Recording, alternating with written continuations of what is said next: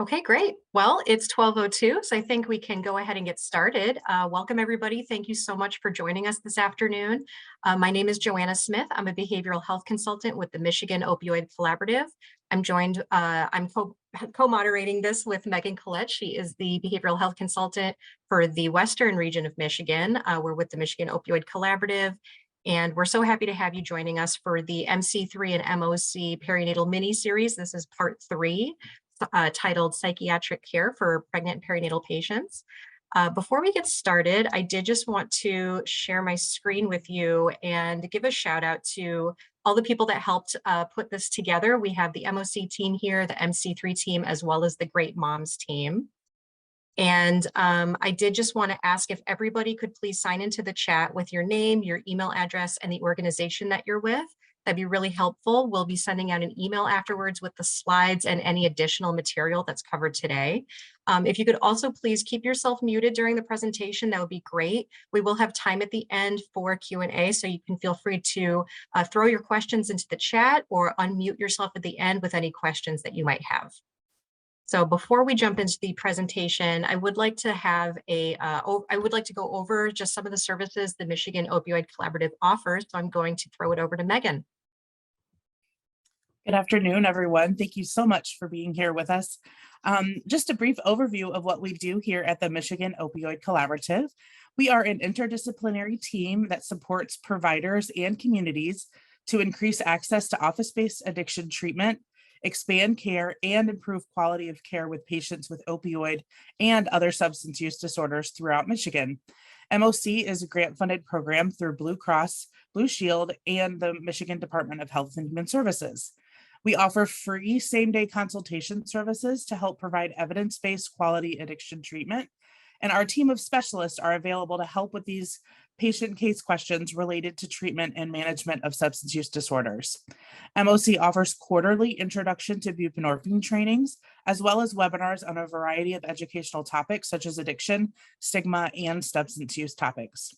We also have a hepatologist on our team who offers Hep C treatment consultations within 48 hours. She facilitates a bi-weekly case consultation webinar to review cases with providers and has developed a 3-part webinar series on HCV treatment. We also have created many toolkits for providers to check out on our website and view these resources and to continue to treat patients with multiple SUDs. The Michigan Opioid Collaborative has behavioral health consultants around the state that are happy to help facilitate trainings, answer questions, and troubleshoot technical assistance, and provide extra support to your organization and your community. Please take a look at our website, www.michiganopioidcollaborative.org, and we hope to see you again soon. Joanna, I'll throw it back to you. Thanks, Megan. So we're going to go ahead and get started. Again, this is the MC3 MOC Perinatal Mini-Series Part 3, Psychiatric Care for Pregnant and Perinatal Patients. And we're going to hear a presentation from Drs. Rena Menke and Maria Music. So I'll go ahead and stop sharing and throw it over to you two. Excellent. Thank you so much. Rena, yeah, okay. Oops. Is it showing up as presentation? Yes, okay, and I'm going to move my boxes over so it's not blocking it completely. Excellent. Well, we are delighted to be here with you. As you saw, we want to discuss with you today psychiatric care of perinatal patients. I'm a psychiatrist. Rena is a psychologist. We are both faculty at Michigan Medicine in psychiatry and within psychiatry in the psychiatric services. Both we have a psychiatric outpatient clinic that's a specialty clinic within psychiatry, but we also have services that are integrated within OB and family medicine. And then finally, we both are working on what is called MC3 perinatal, which we want to discuss with you a little bit. It's a statewide consultation and care model that also supports providers in the community with perinatal psychiatric questions. So in some way, this is like a stepped care model, right? From primary care providers providing perinatal psychiatric care and psychological care to integrated clinics in OB and family medicine, pediatrics, and then finally the specialty clinic within psychiatry. So with that, let me kind of get started with what we want to accomplish today with you. And we want to, you know, that it's quite a lot of slides, but we want to really highlight points that are of interest. And then, you know, you have the slides as your reference, and then of course, our emails at the end for questions. If you want to email us, we are very available. And hopefully we have some time also to chat about some of the questions. But we hope that we give you some insight into some mental health disorders in the perinatal period, talk about consequences if untreated, learn about screening tools and treatments that are effective, and then some also how MC3 can perinatal can support you and your practice, and how it intersects with substance. Next slide. So I want to kind of kick it off with a really brief, a little bit kind of, you know, gut-wrenching review. This country is not doing so well, right? The US has the highest maternal mortality rate in industrialized countries. And you can see that actually the numbers are, you know, much higher than in any other industrialized country in, you know, in Europe or in Canada or elsewhere. And in fact, the numbers are just even rising. This is the year 2015, and be assured it's even worse than this. And you see that there's great disparity. The numbers for white women is very different than for Black African-American women. Here in 2015, it was 41 deaths per 100,000. Well, last year it was 55. So we are going in the wrong direction. That's, and there are many factors to that. And you will see, next slide, that the factors that contribute to maternal death, again, this is data that ends in 2017, but it's basically confirming and just getting worse, is mental health is a major contributor.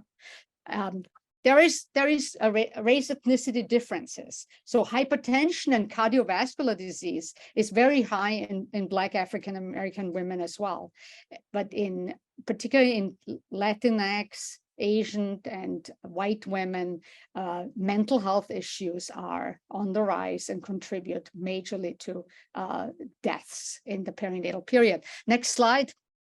And then additional factors that contribute to it. So what is it within mental health? Yes, it's mental health conditions, but it's substance use and it's additional aspects such as, I'm just highlighting here, violence, exposure to violence, and exposure to other social determinants of health-related factors, such as chronic disease, access issues, you know, childhood traumatization, environmental stressors, and.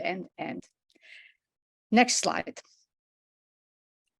Another aspect is that suicidality within these mental health conditions, suicidality, both attempts and ideation and self-harm behaviors in general are on the rise. And that's another, you know, big aspect. We are going in the wrong direction. It's not only the teenagers, it's also perinatal women. And next slide. With that said, the leading causes for pregnancy-related deaths right now are actually suicide and overdose. These are the major contributor to perinatal death, which is pregnancy-associated deaths, which is from, you know, across pregnancy up to 1 year postpartum. And you see that the majority of these deaths around suicide and overdose happen in the postpartum period. And it's not in the first 2 weeks. That's where women die of hypertension-related deaths and hemorrhage and sepsis. But it's 2 weeks and out across the first year. That's where we have suicide in the context of depression, and we have overdose deaths due to substance use, which is highly comorbid with mental health. Next slide. And so are we doing well with screening and detecting these risks and treating? Absolutely not. This is an old but good study. This is from 2016, actually national data, where it's supporting that we screen less than 50% of the women. We treat then an even smaller percentage of women, and then adequately treat it even less, and treat it to remission. That's what we actually want. Because if you treat, at least treat in such so that the woman gets better. Otherwise, it's, you're exposing the infant to something that is like the medicine, but she's still symptomatic. So you have a double risk. We really, at the end, reach 5% of women with adequate treatment.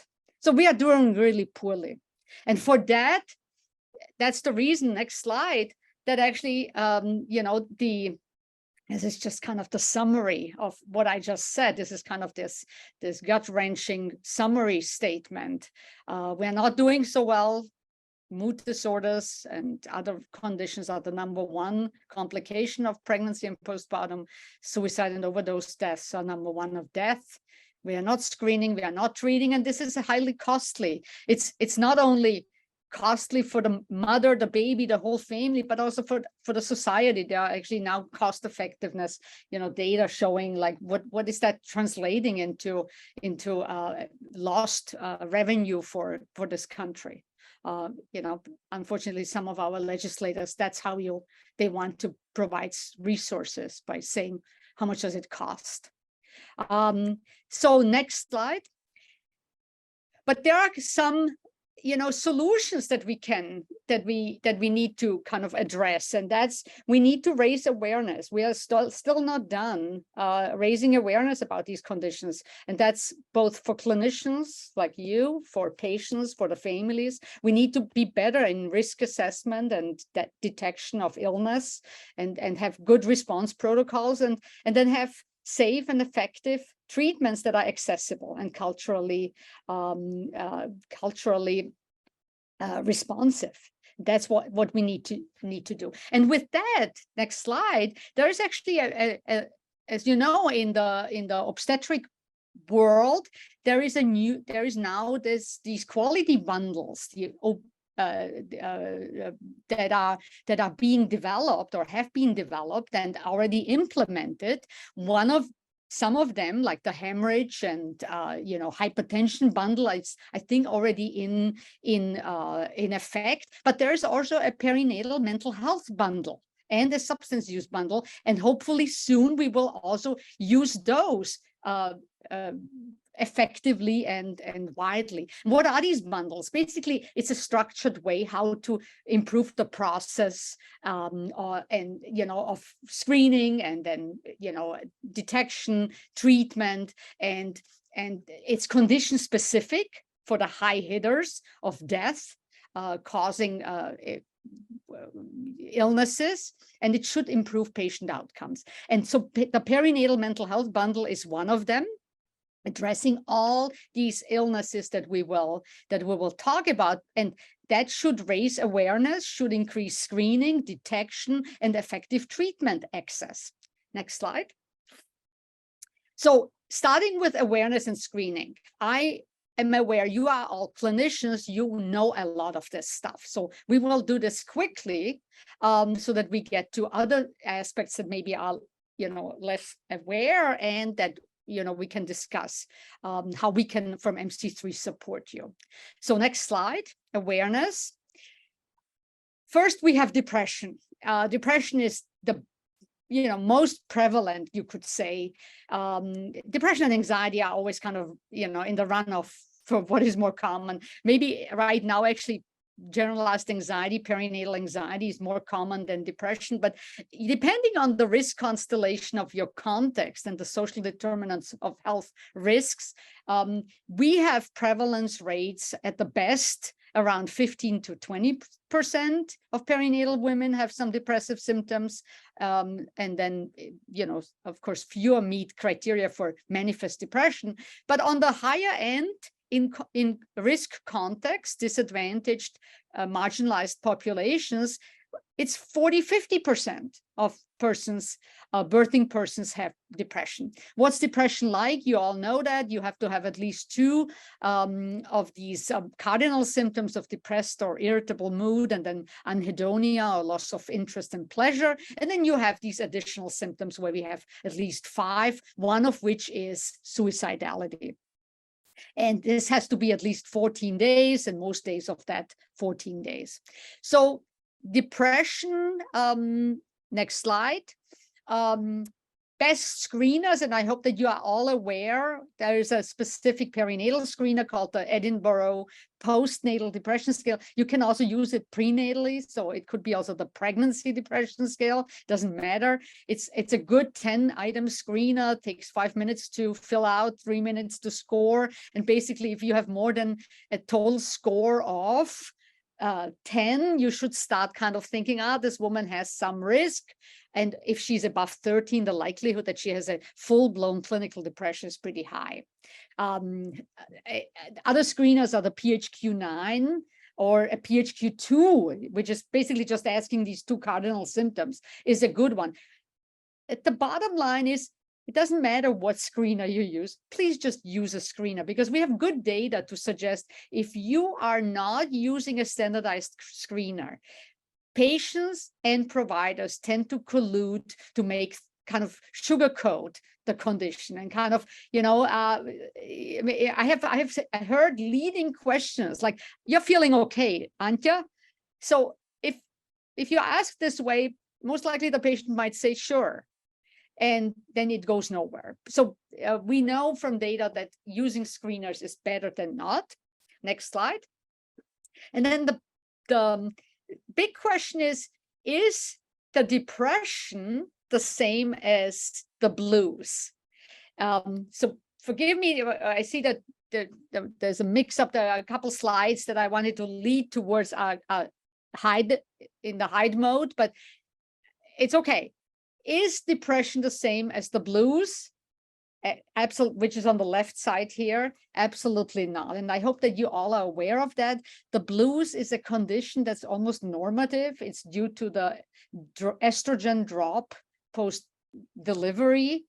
That's normative change, physiological change is based on the pain and sleep deprivation and emotional kind of excitement. All of that is kind of overwhelming the system, if you wish, and causes a temporary transient mood instability, which looks like labile mood, tearfulness, anxiety, some disturbed sleep, but there's no major functional disimpairment or dysregulation. And the woman recovers within 14 days. And that's important, that it's time limited, it goes away, no treatment is necessary, and almost all women have it. Well, it's different than postpartum depression, because when is the deep peak of, if you didn't have already depression in pregnancy and you carry it over into postpartum, which of course then you have it continuously if you are not treated. But otherwise, if you have been fine in pregnancy and you develop postpartum depression, the peak is later, 6 weeks and out. So that's where often women go home from the hospital, they feel fine, they are at home, and it starts to be draining, and they feel worse and worse and worse. And eventually by week 6, when they have an OB appointment, if they go, they might say, "I'm not feeling so right. I'm not enjoying my baby. I'm not doing so well." And that's where hopefully the EPDS screener will detect the risk. So what is psychosis? Puerperal psychosis, postpartum psychosis. Well, it's a rare condition in the general population, like 1 or 2 women in 1,000. But it's not a rare condition if you have a pre-existing condition. If you have a bipolar illness, which again, many women don't know. They say, well, when I was a teenager, they said I have bipolar, or, I had some mood instability. I was self-injurious. I was cutting. I was using substances. I don't know, I had something. And we are very, unfortunately, I think that it's Many people kind of blur this bipolar diagnosis, don't give it or give it overdiagnosed. And so bipolarity is sometimes very hard to really get a good grasp. But it's so important that we get this right, to know whether somebody has a bipolar risk, a family history of bipolar risk, and own history of bipolarity, because these are the women who might decompensate or have a high risk to decompensate after the birth. Again, the same hormonal instability is like a perfect storm to then cause severe mood instability, tearfulness, agitation, disturbed sleep, plus hallucinations, delusions, suicidal thoughts, infanticide harm risk. And it happens very quickly after the birth. So that's why sometimes the blues and psychosis gets mixed up, because people say, well, that's just the blues. But if somebody is suicidal and has delusions, that's not the blues. That is serious. That's psychosis. And it's a psychiatric emergency. That's something where you have to basically not let this woman out of your sight if she's in your office or in your home visit or wherever you see her, and you walk her to the psych ER or to any ER, because that is a psychiatric emergency. So, as I said, this is more common in women who have bipolar illness pre-existing, and that's why we need to know and screen for it. So next slide. This is hard to see, but there's this really easy questionnaire to download from the web. It's called the Mood Disorders Questionnaire. I think that everybody should download it, and if you see a woman, you just ask her these questions, because it's, again, a couple minutes, but it gives you a sense. Is this person at risk to decompensate? We want to know that. Okay, next slide. And this just shows you that if you have someone with bipolarity risk or like historical or family risk, and they might be even at the beginning of pregnancy stable. So that's what this graph shows you. At time point 0, that's the beginning of pregnancy, 100%, the number 100, is the proportion of women who are not relapsed. So they are all healthy. And now what happens so commonly is either the psychiatrist, I have to blame my colleagues, don't feel comfortable to continue medicines for antipsychotic medicines. They say, oh no, I can treat you, or you have to stop these meds. They're not safe for the baby. Well, but if you stop these medicines, I can tell you, your chance to decompensate within 3 months, that's still in the pregnancy, is like 60 to 80%. It's a iatrogenic relapse induction. I think that really it should not happen. And often it's then the primary care physician or the OB who has to pick up the slack, right? Now the woman presents to the primary care, to her prenatal care, and the woman says, I'm not feeling right. I'm irritable. I have racing thoughts. I'm edgy. I'm pissed off with everyone. I'm not sleeping. And these are the red flag symptoms. And if you don't do anything in this moment, she will decompensate within the next 2-3 weeks, maybe sooner. So that's just kind of a very important slide that you see. Even if you treat, she has a relapse risk, but particularly if you discontinue and then rescue, restarting medicine midway is really not working. So please don't stop. Next slide. That's just a summary of what I just said. Next slide. So now we come to anxiety. As said, anxiety and depression are always kind of competing. What is more common? With COVID, actually, I think anxiety, perinatal anxiety kind of rose to the top. We had 30 to 50% of women had some kind of GAD symptoms. These are the symptoms of GAD. You all know it. You have like this constant worrying. It's cognitive, but also it's physiological in your body. You feel agitated, you can't sleep, you're tense, you have headaches, you just don't feel right, and you can't sleep, you can't relax. Next slide. We screen with the GAD-7. I hope that you all know that. It's a good screener. Next slide. And then Anxiety has also a continuum. You could say, well, whatever, you're just a little bit anxious. Well, anxiety gets worse if you don't do anything. First, it starts with like excessive worrying about things that are, evident, still likely, unlikely, but possible. And then it becomes worse and kind of stays with you like a sticky thoughts, these OCD type thoughts. They're like really intruding on you. They're distracting you. You can't enjoy anything anymore. You're really preoccupied 24/7 with these worrisome fixations, and we will talk about some of these contents of these fixations. And finally, it can look like psychosis. Anxiety and psychosis are two different illnesses, but you could actually have both. You could have a bipolar vulnerability and a GAD. And if you have a lot of GAD symptoms that then get worse and worse, it could push you into a psychotic relapse. And then you might have psychotic, anxiety-driven delusions. And that is dangerous. That is where infanticide happens. Unfortunately, I lost one child to a mother who had kind of this unfolding. So it's really important to attend to this. Next slide. So what are these kind of sticky thoughts that are worrisome? Almost all women who have anxiety, and even who have just a normative anxiety of pregnancy and postpartum, have kind of a postpartum increase in thoughts, scary thoughts that something bad is going to happen to the baby. It's almost normative, right?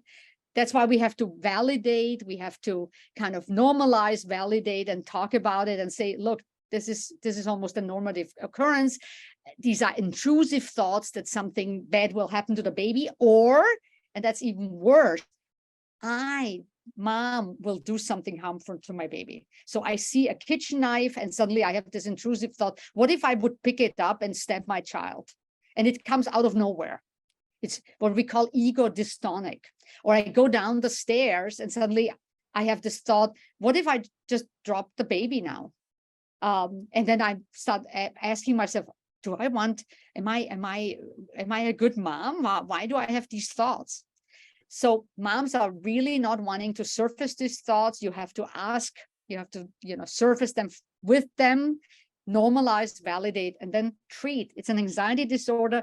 You give some SSRI and CBT, and it's gone in a couple of weeks. But this is to differentiate from what I call these psychotic thoughts, where the harmful thought towards the baby makes sense and is part of the delusion. It could be a religious delusion. It could be a savior delusion. It could be a paranoid delusion. That is the risk where the child might get killed by the parent. And that's an emergency. Okay, next slide. So finally, traumatization is, as you know, very common, from sexual abuse. 1 in 4 girls are abused growing up, to interpersonal violence in pregnancy, not uncommon, to trauma, perinatal loss, to birth trauma. Very common, and PTSD is one consequence. We estimate that between 3 and 7% of women in the peripartum have a symptom of PTSD or meet criteria for PTSD as a condition. And you are more likely to develop it when you already have been traumatized in childhood, because it's like a kindling. Now you are already having kind of the vulnerability, and you get re-traumatized and develop PTSD. So what are the symptoms of PTSD? Next slide. I think this is just an IPV screener. I think I encourage you all that you always screen for IPV. Next slide.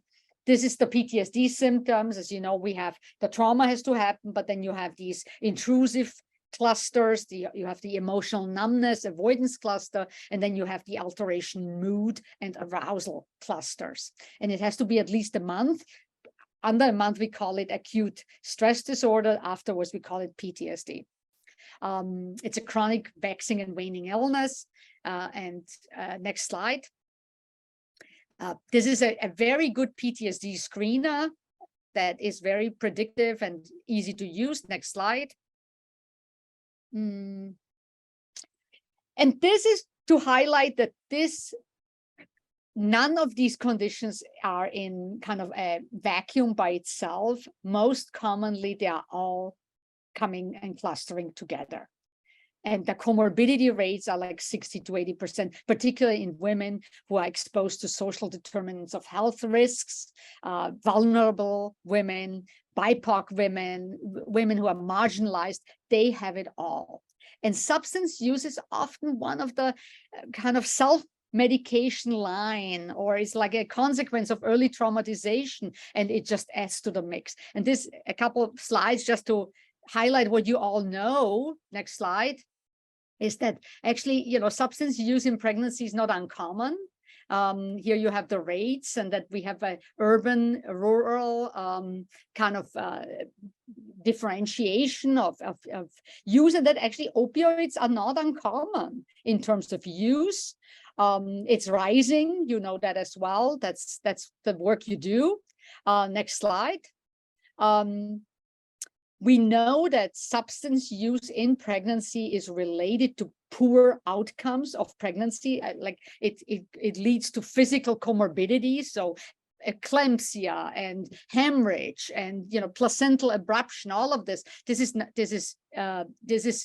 It's very important that we address it. Otherwise, there's also physical health issue, not only the suicide and death through overdose, but also physical health issues. Next slide. And the unfortunate piece, again, when you look at the right panel, is that actually the deaths, pregnancy-associated deaths due to OUD are rising.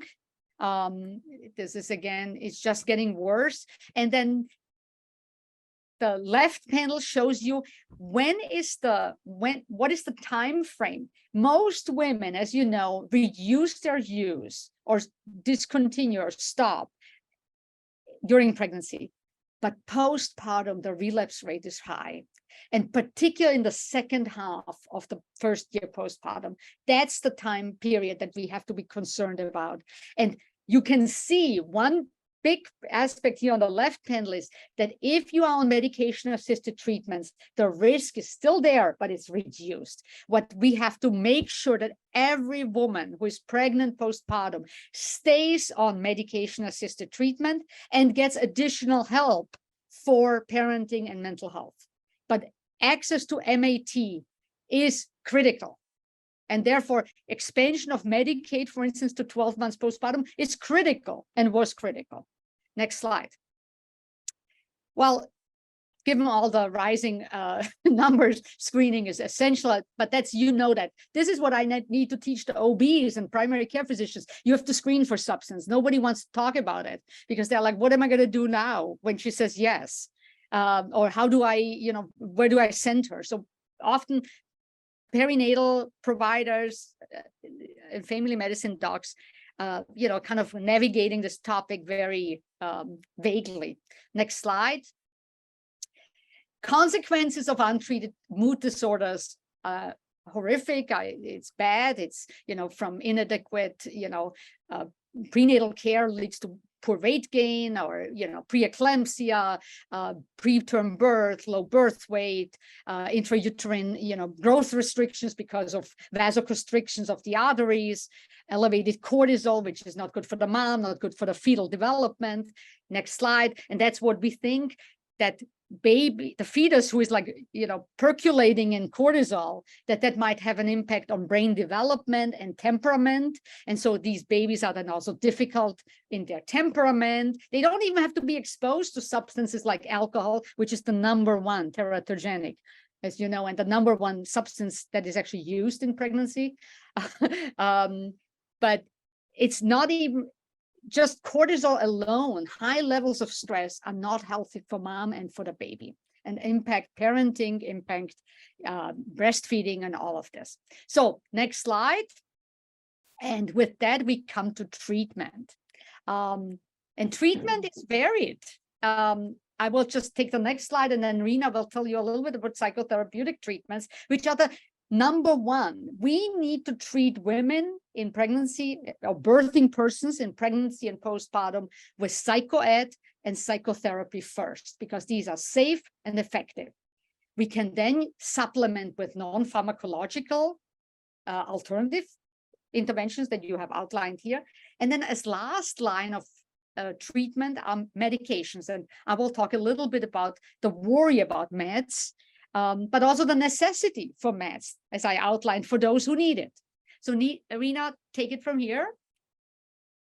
Yeah, thank you, Maria. So I am going to cover, as you saw in the prior slide, there are 4 treatments that we listed. I am going to focus on CBT, and I'm also going to focus on DBT.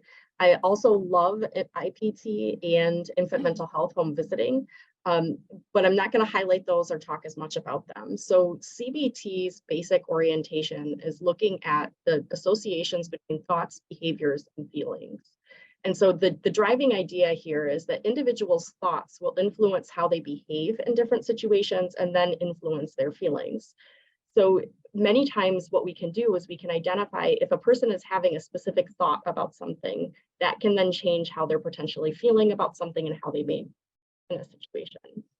So these are often driven by cognitive distortions or maladaptive thinking. And I'm not going to go through each of these just because of time, but you guys will get the slides as a PDF and you'll be able to look at them. And I do want to say too, this is this is like 5-minute CBT. So if you're interested in more, definitely find a CBT class or something to help fill your tool bag. But the basic piece of CBT is helping individuals to identify situations, identify feelings, identify thoughts, and then identify evidence for and against thoughts that are very big and very scary or driving big emotions, and then help to identify or reframe a way to think about the situation. And what that ultimately does is it helps to decrease people's intense feelings. So I have a woman that I'm working with right now who recently moved into a new house. She's been living in an apartment for a really long time. And part of her anxiety has been driven by changes in the house. Like she has wood floors, and if you guys have wood floors in your house, you know that sometimes the heat in the house will dry out all the moisturizer, and then you start to get these little gaps in your wood floor. And so that was something that she was having perseveration on, because she was seeing these gaps and then she was thinking there's something wrong with the house, it's falling apart. And so she and I worked through this strategy of identifying this is the situation. She's seeing those gaps in her wood floor. She's then feeling anxious, and it was like a 10 on a scale of 1 to 10. And then she would identify she's starting to have these trails of, I'm thinking that my house is going to fall apart. There's also evidence that my house is going to fall apart because there was a leak in the bathroom, and I could see it on the floor where there was a leak in the bathroom. But what she and I worked on was talking to her husband, talking to her parents-in-law, talking to people about, like, what does it mean to be a homeowner? What does it mean to see these different things happening in your house? And she was ultimately able to reframe that to, this is a part of home ownership. This is coming from the furnace, drying out the wood. And to the point where more recently, when I met with her, she said she started to hear the sump pump running in her house. And when she heard the sump pump, she was initially feeling anxious because she's never heard it before. But she was able to work through this strategy to help her reduce that anxiety. And she collected evidence that was for and against the hot thought that there was something wrong with her house, and it helped her to then manage that anxiety she was experiencing. So DBT is a version of CBT, and I oftentimes like to think about CBT in waves. There's been a longstanding history of behavioral therapy, then moving to cognitive behavioral therapy, and then moving more recently to a third wave of treatments that are more acceptance-based and focused on like values pieces. And DBT is one of the third wave treatments. So DBT is very common and very often used in a group or individual format. The group-based is usually a skill-based learning to be able to support emotion regulation and social aspects of interaction. And it's very highly effective for We at the University of Michigan, Dr. Music and Katie Bresky and Dr. Rosenblum have developed a perinatal DBT group, which helps to focus on mindfulness. It integrates pieces of distress tolerance, but it also looks at emotion regulation and interpersonal effectiveness. So all of these are different ways of describing how can a person regulate their feelings in social situations, but also individually. And DBT originally was very highly effective and is very highly effective in addressing suicidal ideation and suicidal behavior. So I'm going to turn it back over to Dr. Music to talk about that. Thank you. Well, meds is basically your last line of treatment. And the reason why it's last line, because there are so many concerns, right? I mean, people say, oh my gosh, I don't want to take a medicine in pregnancy because I don't want to harm the fetus. And I don't want during lactation, it goes into the breast milk. Everything goes into the breast milk. So it's going to go there too. Well, the question is, there's no risk-free zone. I mean, that's the bottom line, but because untreated illness is also not risk-free. You saw the slide before, there are all these consequences. So if you can't treat with therapy, counseling, support groups, and other psycho kind of alternative and complementary approaches, which are very effective. So I did a study on yoga, very effective. Mindfulness, very effective. Exercise, very effective. Vitamin D in Michigan, everybody should be on vitamin D because we are all depleted. Omega-3 fatty acids, all of this is effective, but sometimes it's not enough. And then we need to move into medicines. So last realm, but medicines are so complicated, and I will not spend, this would be a 4-hour workshop on what medicines should you give when and why is there so much confusion, because there is no, these clear randomized control studies in women. The bottom line is, and this is the next slide, I would say, there is a rule of, this is what people are worried about. Am I going to have miscarriage because I'm taking meds? Is my child going to have malformation? Am I going to deliver preterm? My baby low birth weight or growth retarded? Am I going to have withdrawal symptoms from this medicine? Is there going to be kind of this neonatal adaptation syndrome or pulmonary hypertension? Or is my child going to have long-term neurobehavioral effects? You might remember that, all this newspaper, SSRIs cause autism. Remember that, like 10 years ago? Because autism was on the rise. So everything was like, oh, maybe the vaccination causes autism, and SSRIs, everything that people do a lot was blamed. Well, I'm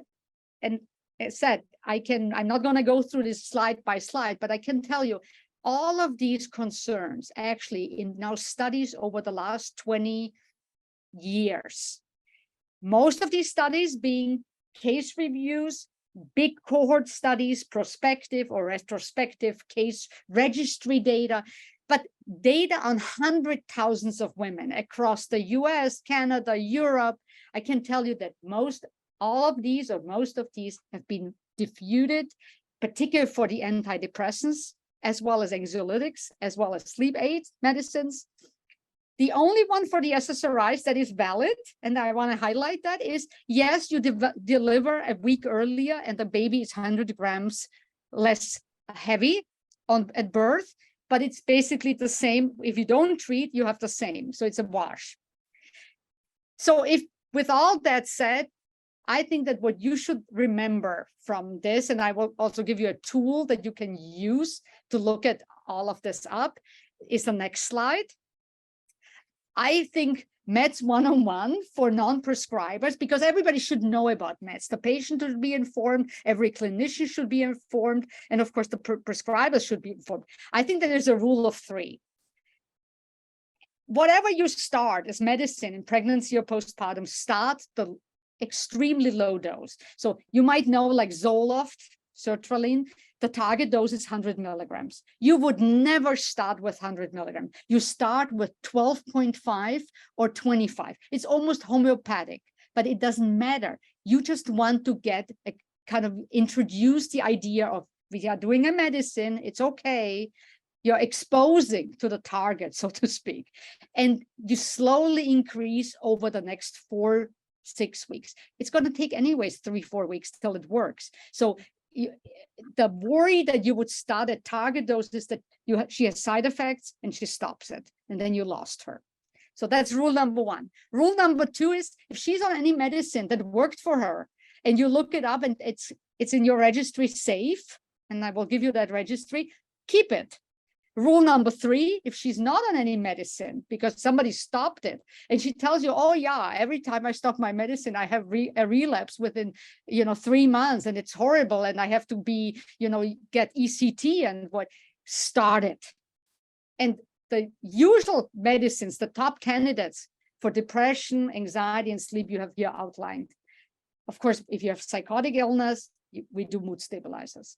So with that said, next slide. You won't be psychopharmacologist for perinatal, but we from MC3 developed these psychopharm cards. These are reference cards that you can use even if you're not a prescriber. Just use them to understand what this woman is on that you work with and what it's safe, and guide her, because our patients should be very informed consumers. They should know what they're taking and what it's safe. So this is just like the text at the beginning, and then go next slide. The next 3 slides is like screenshots from these cards. So basically here you have so you have antidepressants, these are antipsychotics, you have mood stabilizers.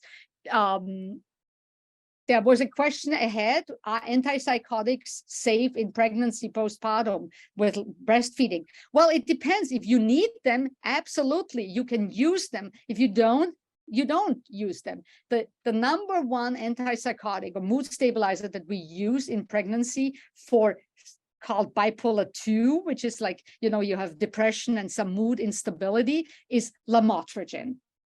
Safe, has been validated. We use a lot quetiapine, Seroquel.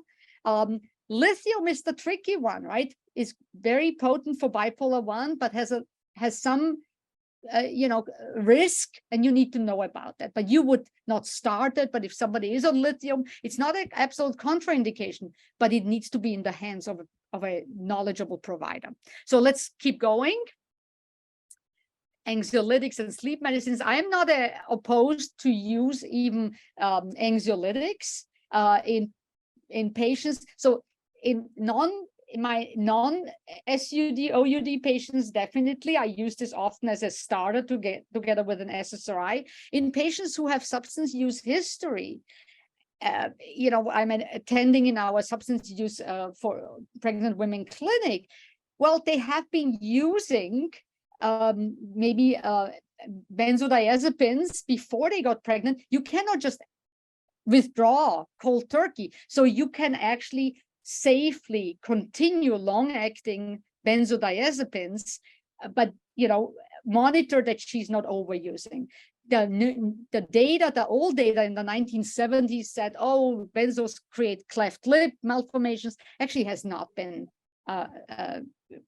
so it has not been validated, and it seems that low dose use is safe. Next slide. So how can MC3 support you in any of these illnesses and kind of in the treatments? Next slide. We have MC3 provides 2 arms of support. One is called consultation, and one is a direct care model. The consultation model is we consult with providers, mostly prescribers, who are working day to day with the pregnant or postpartum woman, and they are the trusted community resource for this woman in her journey.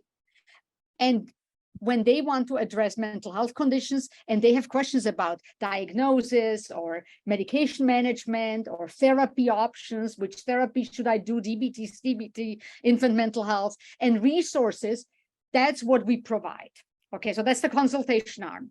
Everybody can have it, and the next slide will show you that. But then there is a direct care arm that we just developed more recently. That's direct access and treatment to the woman herself, where we provide, not only resourcing, but also short-term psychotherapy virtually and then communicate with the provider. So next slide. That's basically the model. That's the physician consultation versus the patient care. The patient care model is currently a pilot project, and Rina will tell you more about it, maybe a couple minutes, and it's currently in 6 counties. So there's a limitation to who can access that. But if your patients, if you are a provider, prescriber, or you are working with patients, this is the QR code how you need to first sign up so that your patient can then get the service if you are in one of these counties. Okay, next slide. Again, I'm showing you that QR code many times because I hope that you sign up as we speak. Next slide. One more time, that's what you get when you use the consultation. You can ask any question. We help with any question. Same day, we call you back with the answer and talk it through. Next slide. That's the web page. You can do an online consult or you can call in. It's very easy for you. Next slide. This is the number of consultations that we have per quarter. You see, we have still more capacity. We have on average 1 to 2 consults a day, but we could do 2 to 3 times as many. But it's rising. We have been getting more and more. And next slide. And this is now the care model, which I said it's in 6 counties, basically doing exactly what we talked at the bundles also are supporting. How to screen. Our virtual therapists screen, monitor, provide resources, do psychotherapy, and coordinate with DOB. And I think, Rina, do you want to kind of talk through the model quickly? Yeah, sure. Yep. So let me come to the next. So what we are using for this program is a perinatal collaborative care model. And so the collaborative care model is a model that was originally created to support depression and diabetes within primary care settings. And so what we've done is we've adapted this to support mental health for individuals within an OB setting. So this model shows you that we have essentially 4 individuals involved within the system. The primary care provider is the OB or any other individual that is supporting the woman during pregnancy or postpartum. So essentially that person then refers the patient to our collaborative care model, and we, as behavioral health care managers, we provide an intake or an assessment with the person, which, as Dr. Music highlighted, we screen them for mental health concerns. What's also unique about the program is that we have available to us, the behavioral health care managers, we meet weekly with psychiatric consultants. And in that meeting, what we do is we share with the psychiatric consultant what's happening for the woman or for the person who's referred to us. And then the psychiatric consultant is able to say, hey, I think medication might be helpful for this person. And the behavioral health care managers communicate back to the primary care provider saying, we met with our psychiatric consultant. The psychiatric consultant is recommending medication or recommending cognitive behavioral therapy or the type of services that are being recommended. As behavioral health care managers, we're able to provide short-term services. So short-term meaning 4 to 8 sessions. And that we see is a bridge to getting the person into longer care services if it's indicated that longer care services will be helpful for them. So it's a really nice, quick way for people to be able to get services and be able to connect quickly to services. And if a person is coming through and has a longer standing history of mental health concerns, we help that person to be able to connect to longer term services like psychiatric consultation directly or to therapists that can support them longer term as well. And Rina, can I just kind of intersect here, because there was a pre-existing question that we were kind of asked, well, are we working with inpatient, or are we providing direct care? Can we shorten like wait times to psychiatric care? Well, we cannot treat everyone across the state of Michigan, but what we can do is we can bridge, we can kind of through this consultation model support those in the community to prescribe themselves, and we guide them how to best do it. That way you don't need psychiatry because you have us to guide the provider. Or in those 6 counties where we pilot this currently, and the goal is to get it all over the state of Michigan, is we provide this tele screening, direct access care. It's within 1 day, the woman connects with the BHC in this collaborative care model. Within the same week, the psychiatrist is on board and says, oh, I think this is this, we should do this. And within a couple days, we give the information back to the provider. So actually, we should prevent that women decompensate, go to the ER, or need an inpatient psychiatry. And if they really need higher level of care, we can absorb them faster and connect them to care. So I think the next slide would show you that kind of Michigan model, how we are currently doing it, and maybe some of the outcomes data. Yeah, sure. So Maria just talked through this. So right now we are accepting referrals for within the Tri-County region. So Wayne, Macomb, Oakland County, also Ingham County, Genesee County. And so we complete a brief evaluation with them, do a panel review, care coordination with the OB, and then we monitor them. So we do assessments with them monthly to determine whether or not symptoms have changed at all. And actually, this is our team. So we have Dr. Music and myself, and then Dr. Shaw is one of our consultant psychiatrists. And we have a number of wonderful administrative individuals that are supporting our programming. And then the bottom row is all of our behavioral health consultants in the program. And I saw Lisa Anderson jump on. So hello, Lisa, I saw you, but I'm not sure if anyone else is on too. But as Maria said, some of the outcomes associated with our program, and I do want to acknowledge it's 12:58, so I'm just going to cover this slide. And I do want to say that if there are questions that we did not answer during this session, please let Joanne or others know. We are happy to send out a written email just answering some of those questions, because I'm sure that there are some that were unanswered, but just let us know and we'll address those. Yeah. But based on our referrals since July of 2021, we have had 316 people referred to our services. We've been able to engage 90% of those individuals. And so when we've shared these results with organizations, they've said, way to go, engagement is super high, this is wonderful. And we're very glad for these results as well, because what it means is we're supporting women and we're helping them to get what they need for longer term for themselves and for their children. 71% of women have actually enrolled in the services and have stayed in the services. And you can see that we've had about 110 who have terminated or moved on out through the program, with 114 currently receiving services.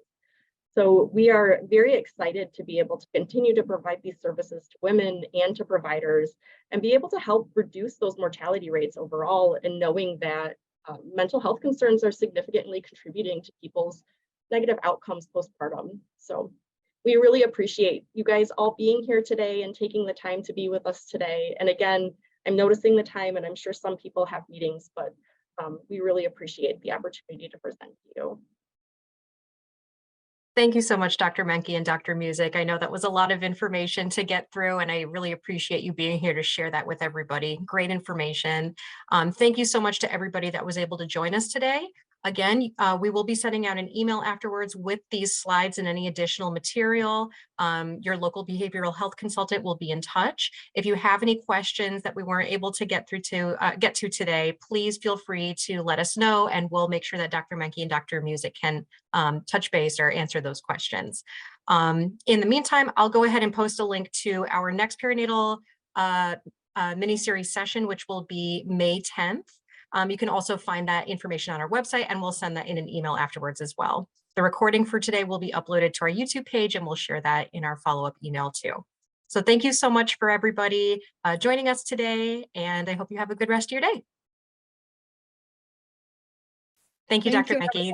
Thank you, Dr. Music. Thanks, everyone. Please reach out if you have, I think, requests for collaboration, for supports, if you want to work with us, if you want to contribute, if you want to contribute your expertise. We are really open. We want to make this we are on a roll to make this a statewide program and support every woman here and every birthing person in this state, because it's needed. So thank you so much, everyone. I see there's a question in the chat asking where they can get the specialized perinatal psychopharmacology cards. Do you have a link to your website or? Can you please, I hope that you sent the slides out to everyone. The Yes, slide they'll is be the in the QR slides. code. Please sign up in the QR code. Once you sign up in the QR code, which takes 10 seconds, you get automatically a package mailed, like a welcome package, and that has those laminated cards. You can also have them as a PDF if you have rather that and don't want to kill trees, but you get it automatically when you sign up the QR code. Thanks, Dr. Music. Okay, so again, that's going to be in the slides that we send out to everybody. So please take a look for the link in there. Just last point, I saw that in the questions, there were also questions about adolescent parenting. So I will send you some articles. We didn't get to it, but that's a definite interest for myself as well. It's a complex, but I will send out some readings that are really good, and you can connect with me. And then the other question, whether confined spaces would be amenable for substance use treatment and enhance it. Well, that's a complicated question, and again, there's not a clear-cut answer, but there is some literature that I will send out as well. Great, thank you. It looks like there's one more question. If you're able to take a look at that, they're asking, is there any way your MC3 program can be used in public health and home visiting programs? Sure. Connect with me, connect with us. We can work with you. Wherever we are a place-based service. We want wherever the birthing person is, we are happy to help, and then help her connect with some provider if we need medication management. But if we don't need medication management, then absolutely we can just support with resourcing and whatever additionally is needed. Thanks so much. Is it okay to share your email addresses in the email that we send to people? Fantastic. Okay, thank you so much. Sorry for going over. I know I am talking too much. Rena was in time, but I'm talking too much. It was great seeing you all, or not seeing you, but having you in the space. So hope to meet up soon again. Yes, thank you so much, Dr. Music. Great to have you both. Thank you. Bye.